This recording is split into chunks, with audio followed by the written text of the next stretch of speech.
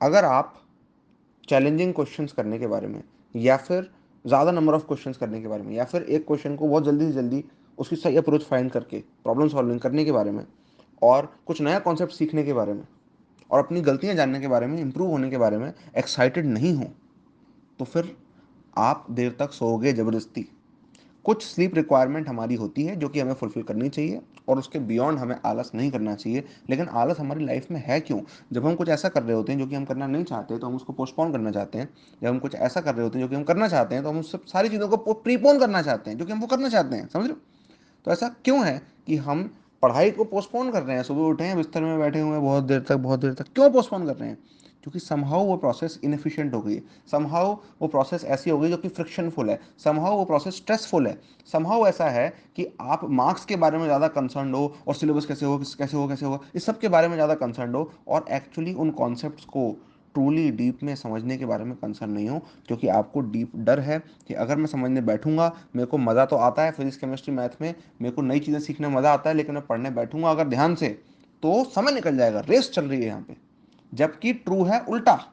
अगर आप डीप में पढ़ोगे तभी समय पे कर पाओगे, अगर आप डीप में नहीं पढ़ोगे तो सब ऊपर ऊपर से कर लोगे, और फिर प्रैक्टिस में भी टाइम लगेगा, रिवीजन में भी टाइम लगेगा, और जल्दी भूल भी जाओगे, और फिर बार बार रिवाइज करना पड़ेगा, और फिर कुछ कुछ चीज़ें समझ नहीं आएंगी, फिर डाउट्स रह जाएंगे, और फिर डाउट सॉल्व करने में टाइम लगाओगे, लूप में फंस जाओगे। एक चीज़ को जो आपके सामने है उसको डीप में पढ़ने से ही आप इस लूप को तोड़ पाओगे, और आप फ्री हो पाओगे। एक्चुअली ये ट्रू है, लेकिन आपको कोई ये बताता नहीं है। सब आपको बताते हैं कि फटाफट नंबर ऑफ क्वेश्चन कंप्लीट करो, फटाफट फटाफट ये करो कि शीट कंप्लीट करो, फटाफट ऐसा करो कि ये वीडियो देख लो, वो वन शॉट देख लो, 4 5 6 एक साथ 3 3 घंटे के एक एक चैप्टर कंप्लीट करते हुए, और फिर क्या करो, और फिर लॉस्ट हो जाओगे देखकर, कंफ्यूज हो जाओगे देखकर, और फिर सोचोगे रिवाइज कैसे करूँ, या पूरी वीडियो दोबारा देखूँ, क्या करूँ? और नोट्स में देख के तो कुछ रिवाइज हो ही नहीं रहा, क्योंकि जब पहली बार में नहीं समझ में आया तो नोट्स में देख के क्या करूँ? समझ रहे हो बात को? तो ये फंसना बंद करो।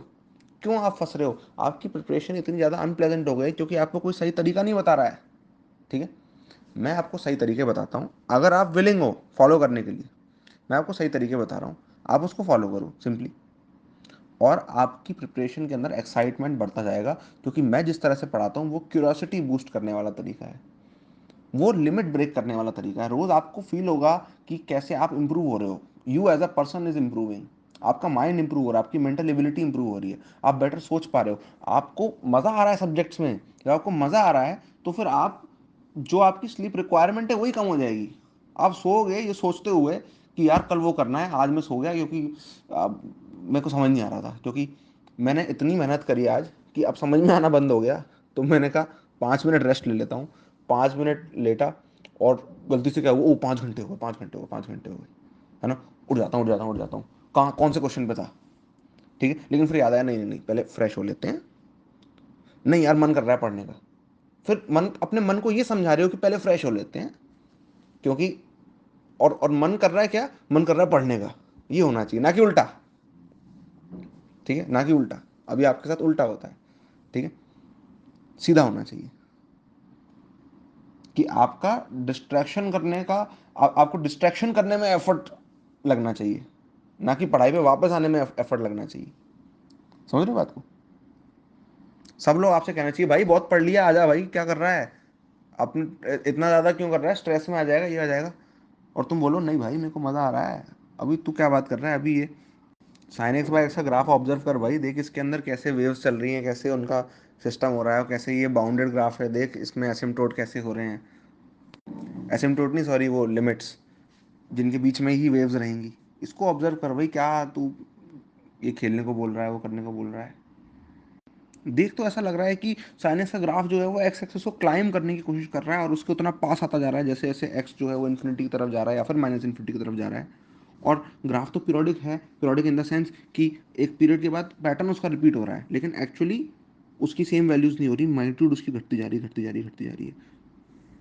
और एट द सेम टाइम उसकी शेप भी चेंज होती जा रही है, क्योंकि साइन एक्स बाय एक्स, जैसे जैसे एक्स बढ़ता जाएगा, एक्स बड़ा होता जाएगा, उसकी जो शेप होने, जो जो एक्स चेंज हो रहा है जिस तरह से, उसमें जो ग्राफ की जो शेप है वो चेंज होती जाएगी। इसको ऑब्जर्व करो, डिटेल्स को ऑब्जर्व करो। वो उसमें डूबा हुआ है, उसे मतलब ही नहीं इस बात से कि क्या डिस्ट्रैक्शन, क्या वो कहाँ जाना है, कहाँ नहीं जाना है, कहीं नहीं जाना है भाई, इधर ही देखना है। अभी इसको तो देखें पहले, साइन एक्स बाय एक्स को पहले पहले फैथम तो कर लें इसको अपने माइंड में कि एक्चुअली हो कैसे रहा है ऐसा, कैसे ये इक्वेशन से ग्राफ कैसे बना, कैसे इस ग्राफ से मेरे को पता चल रहा है कि ये इस इक्वेशन का ग्राफ है। समझ रहे हो?